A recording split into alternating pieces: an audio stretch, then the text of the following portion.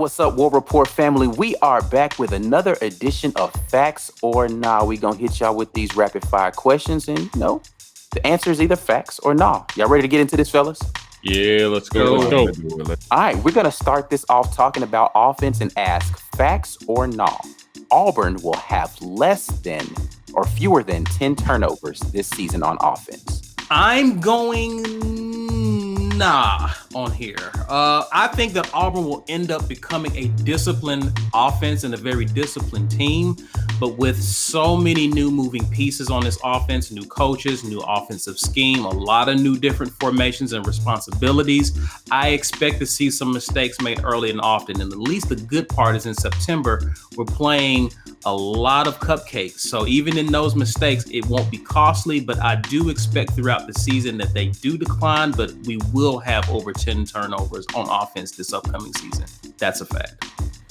I'm going facts on this one. Listen, with 7 home games on the schedule this year and an offensive staff that's really going to game plan to try to keep the ball out of harm's way, I really feel like we're going to have a solid game plan for them to hold on to the ball.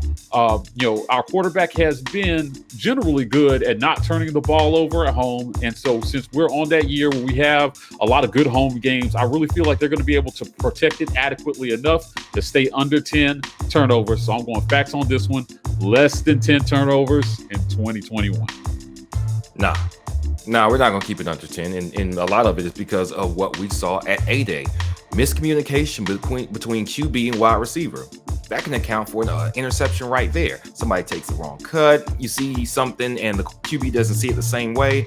We're going to have plenty of opportunities for mistakes. But the good news is, like Caesar says, I think we fix it over the course of the season. But early on, I think we're going to see some mistakes. A very hostile environment at Penn State. And that's a recipe for disaster. Hopefully we come out of it, but not without making a couple of mistakes. So I say, nah, we don't keep it under 10 turnovers for the season.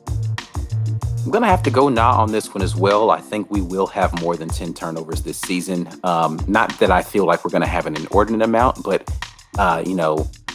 I think that there's an opportunity here for, as B. Will says, mistakes happening. Just miscues, miscommunication, and not to mention just ball security issues with maybe some of our running backs and wide receivers out there. So I just don't know that we will be crispy enough to stay under 10. So for that reason, I'm going to have to go nah. All right, guys, facts or nah? Tank and Sean Shivers will be returning kickoffs this upcoming season. Nah. I know what we saw for A-Day. Y'all don't have to tell me what we saw for A-Day. I saw it too.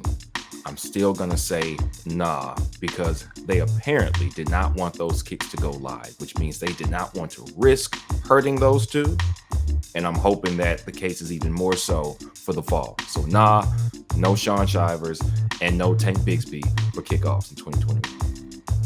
Fellas, I'm so confused about what I saw during A-Day. So when I'm confused, I'm going to go nah on this one. Listen, I mean, to Brian's point, it looked like it was kind of ceremony, just putting them out there to return kicks. I can't believe that they're going to have a serious plan to have our number one back, all SEC back, returning kicks during the fall. I believe we have enough talent. They'll flesh that out over the summer heading into fall camp. So I'm going nah on this one.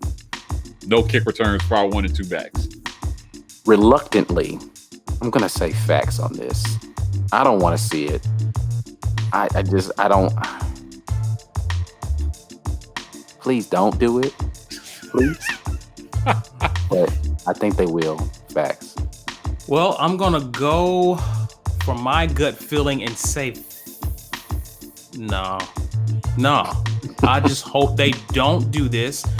We are expecting so much from Tank and Shivers this year. They are going to be our workhorses. The last thing we need to do is put them on special teams and potentially risk injury there when we're asking so much of them on offense. I hope the coaches do the smart thing and actually put other skilled guys out there who are actually specializing at returning kickoffs. I hope that they do the right thing, and that's leave them off of special teams entirely. So I'm going to go nah here. All right, fellas. Facts or nah, Brian Harsin will name a number 2 quarterback before fall camp.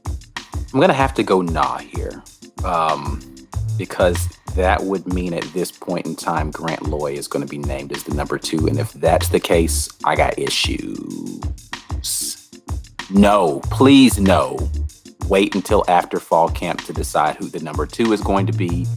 Even with the poor showing from Grant Loy, I don't know that you saw enough from anybody else to get him out of that spot. So, no. Nah. I think you see what you saw with Grant Loy and you go, ooh, nah, somebody's got to beat this kid out. So after the fall, after everybody showed the best that they can show, then you name a number 2. I don't think it's in Harson's interest to name a number 2 right now, because if he did say Loy was number 2, then he starts losing some confidence from a fan base that has been pretty pro Harson since the changeover. So I'm saying, nah, he doesn't name a number 2 before camp. Little baby Jesus, no. All right. I do not want a starter named before fall camp, because that means if something, God forbid, an injury happens to Bo, that's your guy that's supposed to come in and save the day. And we just seen enough on A-Day to suggest that Loy is just not the number 2 guy.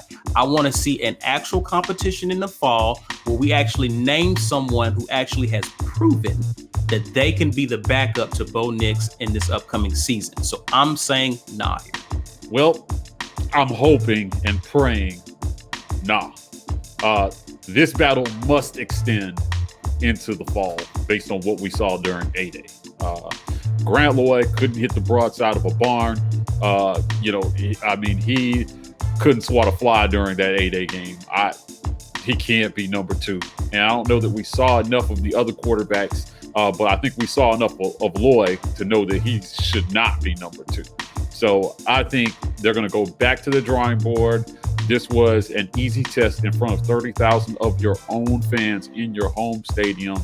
And I didn't see a number 2 quarterback that got significant snaps. So I'm going to go nah on this one. I think the battle goes on until fall camp. All right, fellas. Facts or nah? The tight ends will have more TD receptions than the wide receivers this season. I'm going to go nah here as well. And that's really tempting because of what Auburn's going to be able to do in the red zone. But I actually see a lot of opportunities for Bo Nix to get a lot of runs in the red zone. I also believe in guys like Capers. I believe that we have few wide receiver, the Johnsons. We got weapons in the wide receiving core. Once they get up to speed and get a feel of what the coaches are asking of them, we have a lot of options at receiver. Even though we do have options at tight end, I just think the way that the formations are lined up will give opportunities to throw to the wide receivers more. So I'm going nah. I think the receivers get more touchdown receptions than tight ends.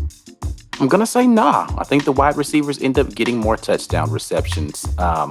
If not, it's going to be really close, but I don't think the tight ends overtake them in the number of touchdown receptions. I really do see the run game producing the vast majority of our touchdowns this season. And I think wide receivers will come in second place as far as touchdowns are concerned. So I'm going to have to go nah. I'm going facts on this one. I think what we saw is a game plan that's going to feature tight ends prominently this upcoming season. Now, red zone scoring has been an issue for us, and one of the ways to solve red zone scoring issues is to provide more targets in the red zone. I really feel like we have some guys who are going to be able to spread the defense out, give our quarterback more options to throw to, and nobody expects much of our tight ends. So it's apropos that they come in and they get more touchdowns this season, which means more touchdowns than the wide receivers. So I'm going facts on this one. Tight ends are back. Let's go. I'm going to say facts. And like Mike just said, in the red zone, if you need a steady, predictable target, tight ends are big. You don't have to count on them out jumping anybody. They can just box out and create a nice target for a quarterback who may have some accuracy issues. I think it's safe to say outside of the red zone, yeah, you want to think your wide receivers are going to get downfield and make those catches. But downfield accuracy is not our supposed starter's strong suit. Over 10 yards in the air, and he's not great. So I see a lot of dunking, run game. Red zone, tight ends are going to clean up. So facts. All right, y'all know what time it is. It is time for the fan question of the day. This one comes courtesy of Stuart Donald, and he tweets, facts or nah? Anders Carlson will win a Groza Award this season? I'm going to go nah on this one because I don't want him to win it. I don't want him to kick enough field goals for him to be able to win a Groza. So if you can win a Groza going 10 for 10 on the season for field goals, maybe. I think it's going to have to kick a lot more than that. Unfortunately, there's not a history of the best kicker in college football being on the best teams in college football. So Carlson winning the Groza probably means we're not doing so hot offensively. I think that we may not be the best, but I don't think we're going to be bad enough that our kicker is going to win the Groza. So I'm going nah on this one.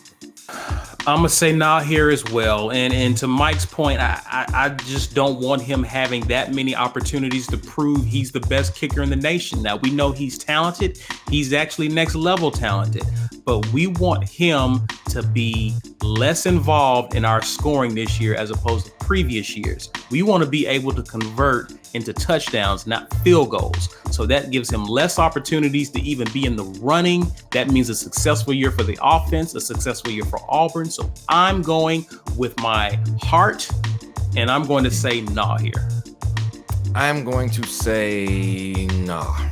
And not because I'm hoping and wishing like Mike and Caesar are, which I respect, but we have no idea what the offense is going to look like this year. I think we've got a better chance of running roughshod between the 20s and having some troubles. At least he won't be kicking 40 and 50-yard field goals. I think there's a chance we can get him some 30-yard attempts this year. And so he will have a chance to kick a lot of kicks. It just won't be unreasonable because we won't stall out quite as far back as we did in previous years. So, nah, he's going to have a chance to kick a lot, but I still don't think he ends up kicking an inordinate amount of field goals. No. I'm going to go nah on this one as well. I am not of the ilk of that he won't be kicking a lot of field goals, though. I do think he will kick a lot of them. I just honestly, don't beat me up, don't think he's even as good as his brother, and his brother didn't win it. I'm sorry. Listen, I'm sorry. He's a good kicker. I don't think he's as good as his brother. His brother never won it. He hasn't even been a finalist yet for it. And so I'm going to go nah. He's not going to win it as good as I think that he is. So sorry, Anders. All right, well, that is another great edition of Facts or Nah. Listen, you all make sure that you are sharing this video with somebody so they can come in here and debate that. But even if you don't share it, right down there in the comment section, we want to know your answers, how you're feeling about Facts or Nah this time around. Outside of that, you know what you're supposed to do. You need to tweet at us your questions for Facts or Nah so they can be featured right here. You need to make sure you're hashtagging Facts or Nah and at The War Report on Twitter. Outside of that, make sure you're following us on all social media. We are at The War Report on Twitter and Instagram. We are The War Report on Facebook, and on TikTok, we are TW Report. That's it. We're out of here. Signing off until next time. And as always, Warrior.